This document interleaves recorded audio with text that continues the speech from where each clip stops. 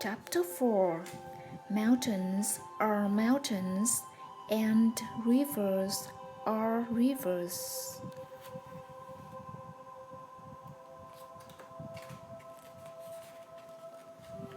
The mind seer. The authentic mind seer is transmitted in every moment. If the disciple deeply observes the way the master walks, eats, speaks, and performs each act of daily life, transmission can take place continuously. The ceremony of transmission is just a formality. True transmission is available to each disciple in every moment. This is real Zen, not just in books, but in the living reality of relationships and daily life. The master does not transmit his own awakening to the disciple as such. He only helps her realize the awakening already present within her. The expression to transmit the mind seer is essentially symbolic. The mind seer as reality in itself, Tathata, expresses the nature of awakening, Buddhata. According to Mahayana Buddhism, all living beings possess the nature of awakening. Therefore, the mind seer is already present in each person and does not need to be transmitted. Vinitari Ruki, the founder of the Vietnamese Zen sect that carries his name, spoke thus to disciple Fapien. The mind seer of the Buddha is reality itself. Nothing can be added to it. Nothing can exist outside of it. One does not get it. One does not lose it. It is neither permanent nor impermanent, created nor destroyed, similar nor different. It is called a mind seared only as a skillful means. Here again, one sees the methodology of Buddhism as words and concepts. Nirvana, prayana, and tathata are not really nirvana, prayana, and tathata. This is also true of the reality of awakening, which Zen calls the mind seer. It is only the concept to be used as a skillful means. It should not become an obstacle. To combat the idea that the mind seer is a thing that can be obtained, Master Vo Ngon Thong, the 9th-century founders of the Vo Ngon Thong Zen sect in Vietnam, left this message for his disciple Thich Nhat before he died. At the 4 cardinal points, it is said abroad that our founding ancestor lived in India and transmitted his art of the Dharma treasure called Thien, Zen, a flower, 5 petals, perpetual seed, secret words, mystical symbols, and thousands of similar things are considered to belong to the mindset of immaculate nature. But where is India? It is right here now. The sun and the moon of India are the sun and the moon of our time. Mountains and rivers of India are the mountains and rivers of our time. To disturb something is to be attached to it, and to slander the Buddha and the ancestor. One arrow drags in its wake 1,000 arrows. Examine things closely, in order not to deceive your Dharma heights. Don't question me further. I have nothing to say. I have nothing to say. I have said nothing. I have said nothing is the conclusion of Master Võ Thong after saying a lot. One sees clearly the letting go mind of Buddha to say something and to say it in a way that people do not become attached to it is the meaning of the term Võ Thong, communion without words. Vô Ngôn Thong, which is the name of this Zen master. He means that there is no transmission to speak about and no seal transmitted from generation to generation. One should not wait for awakening from someone other than oneself, even from the master.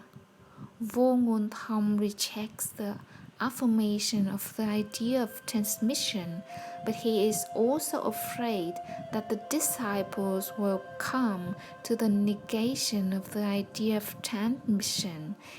So he states, an arrow drags in its wake 1,000 arrows. I have said nothing.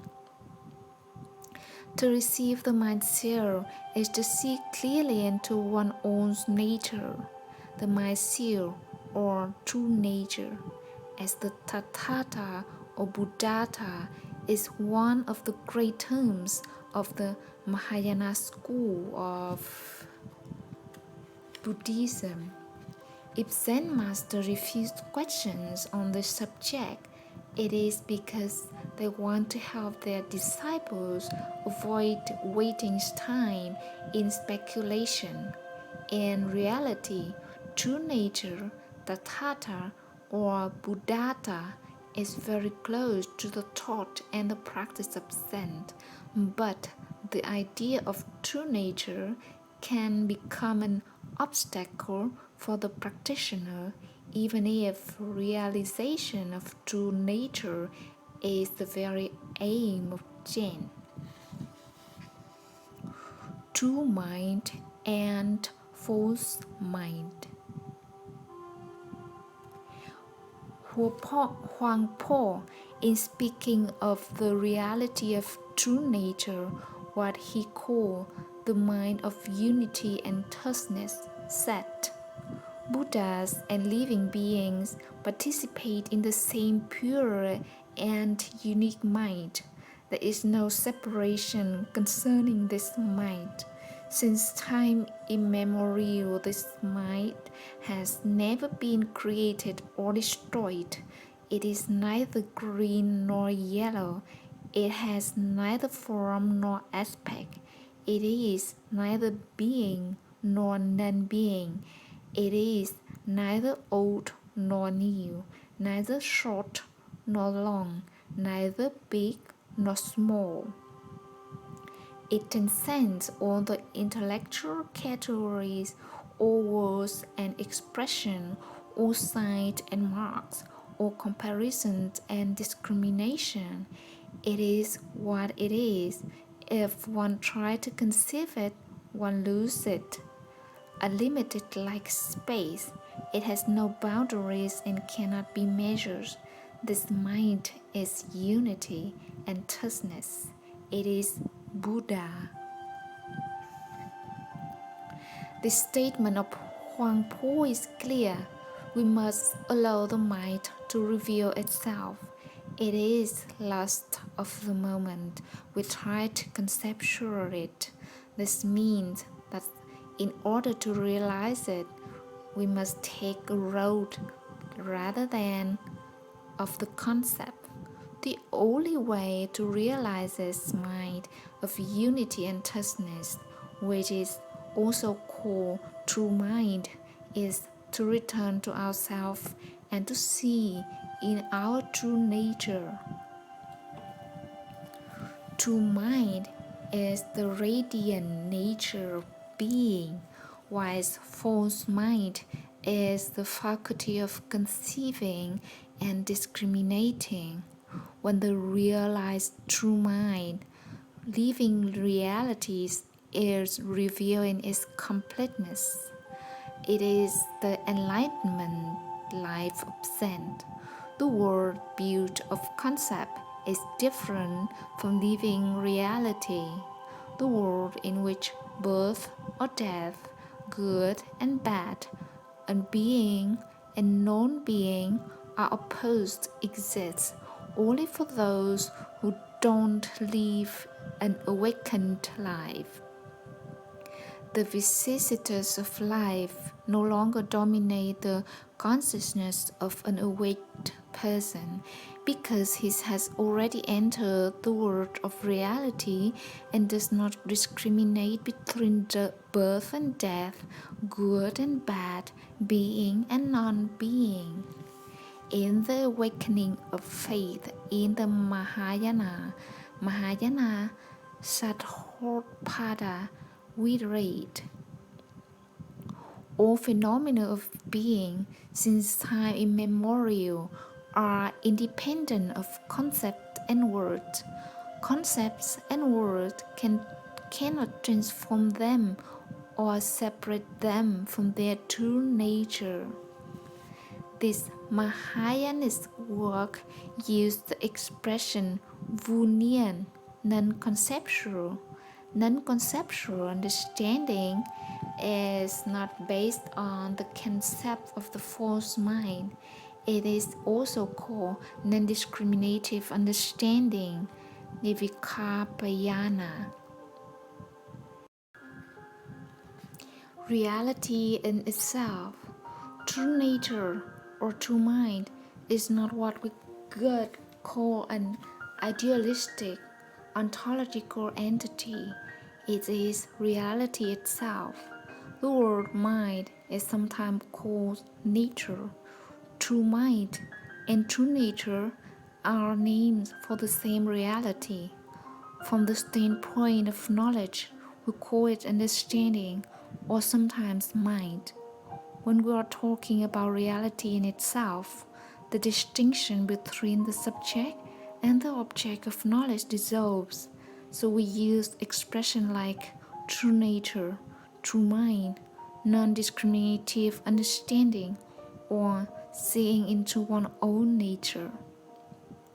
Zen thought is the crystallization of the thought of all Mahayana Buddhist schools.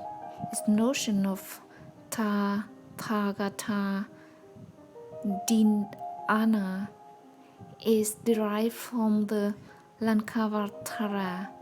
The Zen notion of true mind, radiant and miraculous, comes from the Suramgama. Its notion of the merit of dhyana comes from the Mahavipulya Buddha. Its notion of interbeing comes from Avatamsaka. Its notion of emptiness is derived from the Payana Paramita. The synthesis of all this current of Buddhist thought is accomplished in Zen quite naturally, just as plants absorb air, water, and light.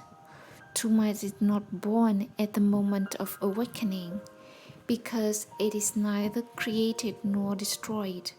Awakening only reveals it. This is also true of Nirvana and Buddhata. The Mahaparinirvana Sutra says, the substances and its cause of nirvana is the nature of awakening Buddhata. The Buddhata does not produce nirvana. This is why we say nirvana without cause or uncreated. The nature of awakening among living beings is the same. Although living beings appear and are transformed, they always dwell in the nature of awakening. Consequently, the practitioner needs to wait for some awakening to come from outside, some transmission or gift of wisdom. Wisdom cannot be obtained. The mind cannot transmit itself. The Heart Sutta, Mahapaya Paramita Hidya Sutta, assures us that there is no obtaining because there is no object to obtain. 12th-century Vietnamese Zen master Nguyễn Học told his disciples, "Do not wait for another person to transmit awakening. All that is created and destroyed, all that can be obtained and lost, is conditioned.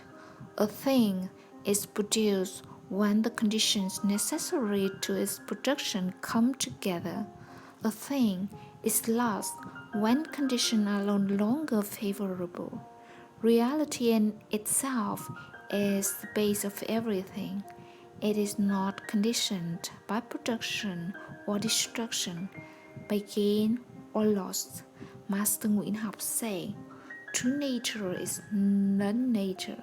It had nothing to do with production or destruction." However, to say that it exists in a world in itself independent of the world of phenomena would be to commit the gravest of error regarding the problem of true mind.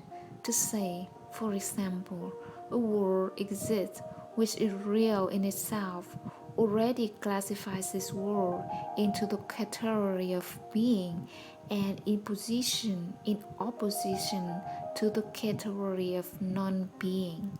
Both being or non-being, as we have said, belongs to the conceptual world.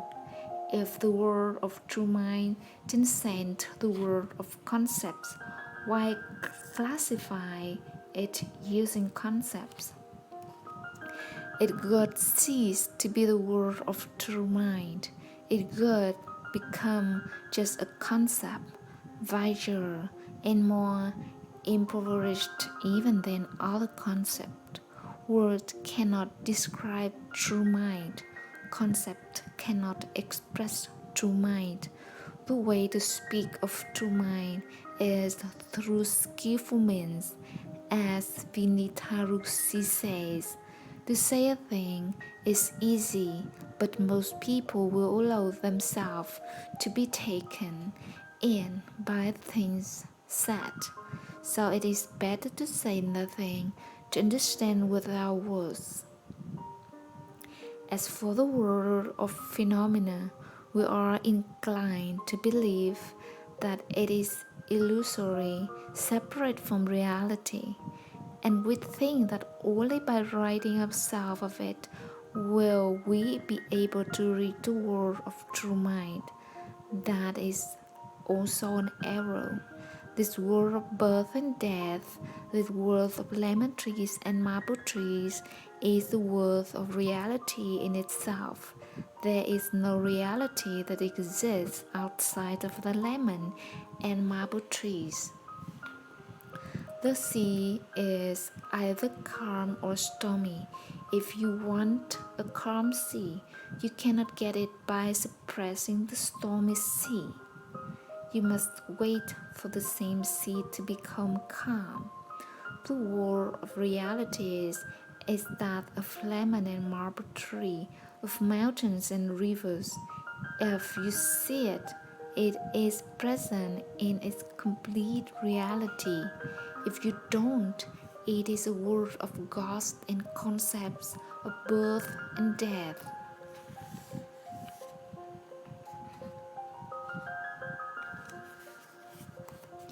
The lamp and the lampshade.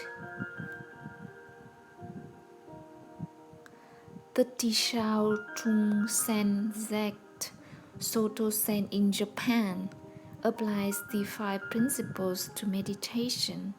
Sitting meditation, even without a subject of meditation, is enough. 2. Sitting meditation and awakening are not two different things. 3. One must not wait for awakening. 4. There is no awakening to attain. 5. Mind and body are one. These principles don't contradict the methods based on the use of the koans in the Rinzai sect, Rinzai in Japan. In fact, the Shao Tung principles can help the practitioners of the Linji sect not discriminate between ends and means. Many practitioners are inclined to think that sitting meditation is a means to attain awakening. But when we return from forgetfulness to mindfulness, this state is already true awakening. This is why the Thich Nhat Hanh sect had said, to practice sitting meditation is already to be a Buddha.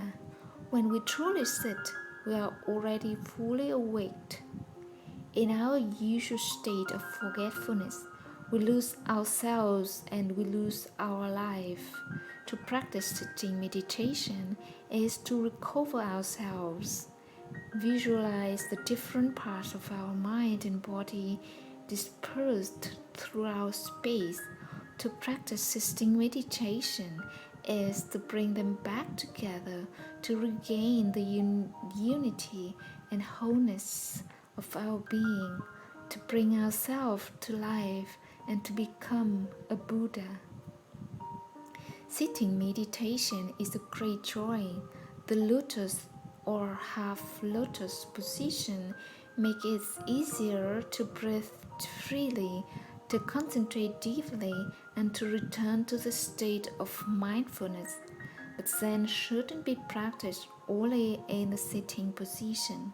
We can practice as well while walking, eating, talking, walking, and in all positioning activities. What is a Buddha? A Buddha is one who lives 24 hours a day in mindfulness. A monk asked Xiang Lin, "Why did the first ancestor come to China?" Xiang Lin replied, "It ruined the health to sit for too long." The same question has been given a variety of replies by many masters. Master Kiao Fang replied, "The fur of the tortoise weighs 20 pounds. Master Song Chen said, "Wait until the river Tong changes direction and I will tell you." These replies produce particular effect in particular mind, but the reply given by Xiang Lin, "It ruins your health to sit for too long," is simple and can be applied for everyone. To sit with only the intention of finding the meaning of the koan is not real Zen meditation. It is a waste of one's time and one's life. To practice sitting meditation is not just to reflect on a koan, but to light the lamp of awareness in ourselves. If we do that, the meaning of the koan will reveal itself quite naturally. But if the lamp of awareness is not lit in us, we will continue to sit in the shadow of life and will never see into our own nature. This is why the Master said we will ruin our health if we sit for too long. The koan is not a subject of research. Sitting meditation is not a research project. Sitting meditation is life, and the koan helps us test, witness, and maintain vigilance in our life. It is sometimes said that the koan is the lampshade and the Zen is the lamp itself. A non-conceptual experience. Sitting meditation is not to think, reflect, or lose ourselves in concept or discriminations. It is also not to retain immobile like a stone or a trunk of a tree. How can we avoid two extremes of conceptualization and inertia? By dwelling the present moment, right in the midst of our experience, under the lamp of mindfulness. direct experience and awareness of the direct experience are the way to avoid these extremes. These words may seem complicated, but the experience itself is quite straightforward. When you have some tea, for example, you have a direct experience of the tea. This experience can be enjoyed in full mindfulness. The experience of drinking tea is not a concept. It is only later, when you reflect on it, distinguish between this and other experiences, that drinking tea become a concept. Our concept of drinking is not this experience itself, so strictly speaking, we cannot say that our experience has become a concept.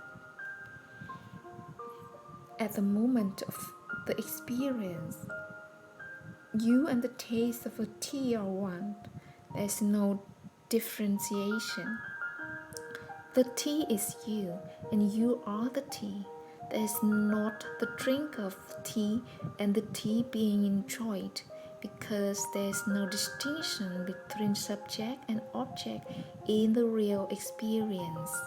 When we start to distinguish subject and object, the experience disappeared and only our concept remained. The world of Zen is the world of pure experience without concept.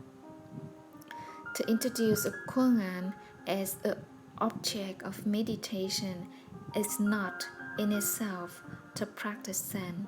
This is the reason why Tran Thai Tong says sitting meditation, even without subject of meditation, is enough.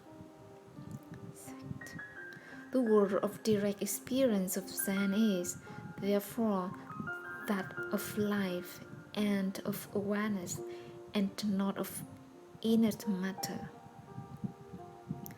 On a conceptual level, if we can make the situation between the one who tastes the tea and the tea that is tasted, which are two element bases to the experience of the tea, a single experience without subject and object, we can also make the distinction between the practitioner of Zen and the reality lived by him in his experience.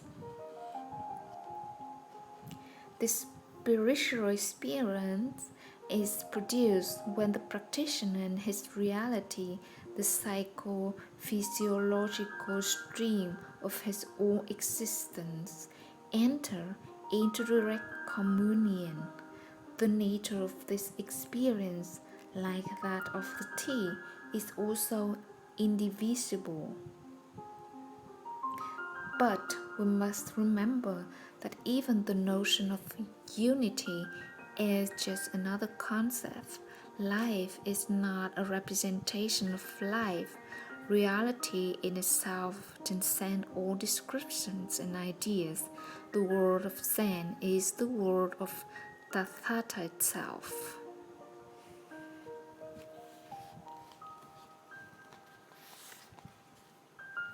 The principle of non-duality. Japanese Zen master Dogen said, all phenomena are mind. Mind is all. Mind contains rivers, mountains, moon, and sun. In Zen's experience, there is no longer an object of knowledge.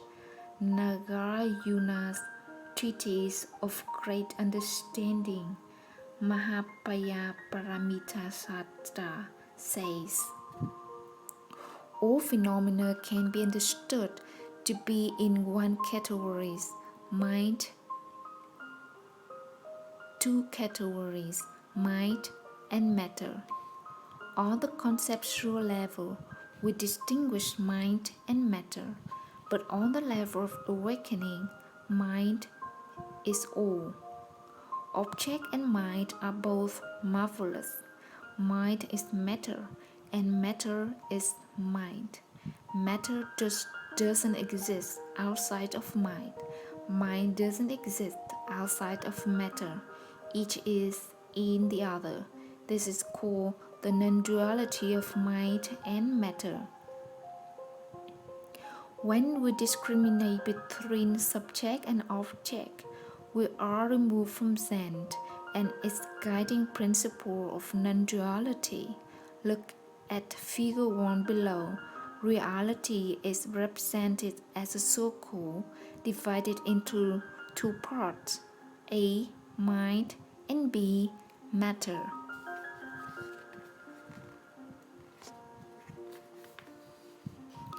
It seems possible for us to distinguish between mind and matter, subject and object, but to do so is, in reality, artificial, if not impossible. First of all, mind, generally considered to be the subject of knowledge, can also be the object of knowledge.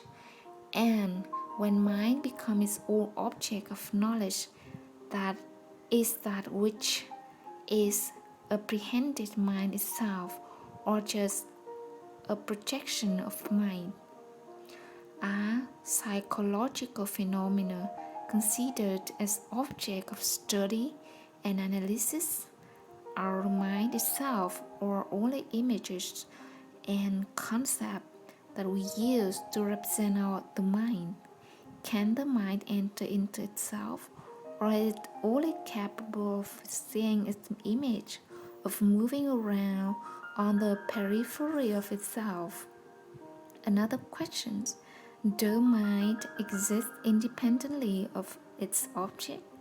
Or to put it another way, can the subject of knowledge exist without the existence of its objects? The doctrine of Vijnana Navada, one of the Mahayana Buddhist schools, says that the word knowledge, Vijnana, indicates at the same time the subject and the object of knowledge. The subject and object of knowledge cannot exist independently of each other. A does not exist if B does not exist, and vice versa.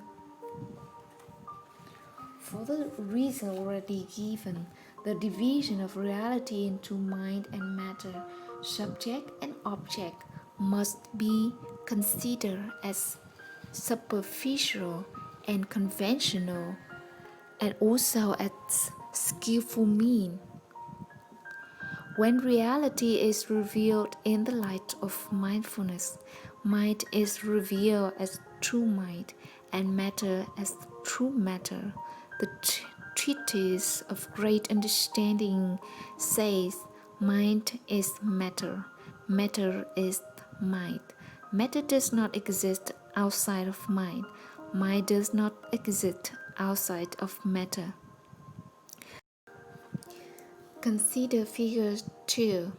Reality, AB, is symbolized by the circle.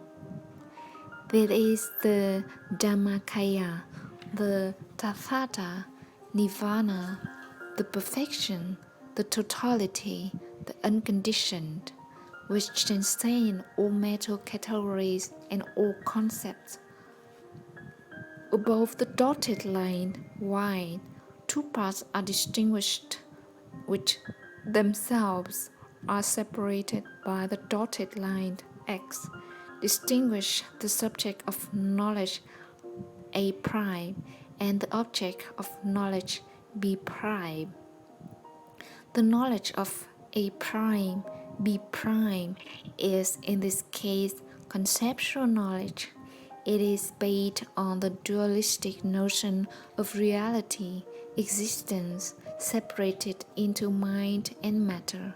This form of knowledge has vikarpa as its nature, that is to say, discrimination, imagination, and cannot introduce us directly into reality. Let us now look at figure 3. Here, the two dotted lines, Y and X, have been removed. The subject, A prime, and the object, B prime, return to themselves in perfect, non-discriminative, and non-imaginative reality. This is the word of awakening of Zen. Now, let us look at figure 4. In this figure, we see that the two dotted lines, Y and X, reappear, arising from non-discriminative and non-imaginative reality. A, B is expressed in the subject A prime and in the object B prime. Figure 4 is similar to figure 2, but in this case there are, in addition, two small arrows that indicate the movement of remanifestation. An awakened person lives in the material world the same as everyone else. When she sees rose, she knows that it is a rose like everyone else, but she is neither conditioned nor imprisoned by concept. Concept become marvelous, skillful means in her possession. An awakened person looked, listened, and distinguishes things, all the while being perfectly aware of the presence, A, B, that is the perfect and non-discriminative nature of everything. She sees deeply the nature of interbeing. Interbeing. The interbeing nature of things corresponds directly with the concept of not-self discussed earlier. To see things in their interbeing nature is to perceive their nature of interdependence, not having a separate, independent self. Look, for example, at a table. We recognize its existence only when we conditioned upon which its presence depends converge. We cannot recognize its existence before these conditions come together. Before being there, the table existed in the wood, the saw, the nails, the carpenter, and the many other elements directly and indirectly connected.